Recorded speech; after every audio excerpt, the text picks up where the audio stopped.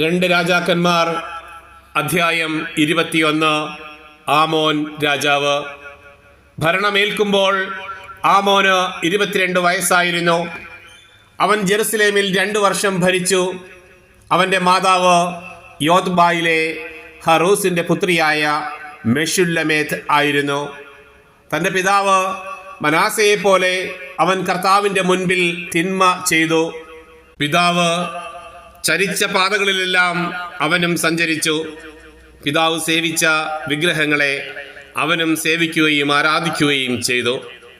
പിതാക്കന്മാരുടെ ദൈവമായ കർത്താവിനെ അവൻ പരിത്യജിച്ചു. അവിടുത്തെ മാർഗത്തിൽ നടന്നില്ല. ഭൃത്യന്മാർ ഗൂഢാലോചന നടത്തി ആമോനെ സ്വഭവനത്തിൽ വെച്ച് കൊന്നു. രാജ്യത്തെ ജനം ആമോൻ രാജാവിനെതിരെ ഗൂഢാലോചന നടത്തിയവരെ എല്ലാം നിഗ്രഹിക്കുകയും അവൻ്റെ മകൻ ജോസിയായെ രാജാവായി അവരോധിക്കുകയും ചെയ്തു. ആമോൻ്റെ മറ്റു പ്രവർത്തനങ്ങൾ യൂദാ രാജാക്കന്മാരുടെ ദിനവൃത്താന്തത്തിൽ രേഖപ്പെടുത്തിയിട്ടുണ്ടല്ലോ.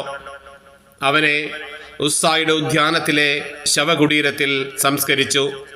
പുത്രനായ ജോസിയ ഭരണമേറ്റു.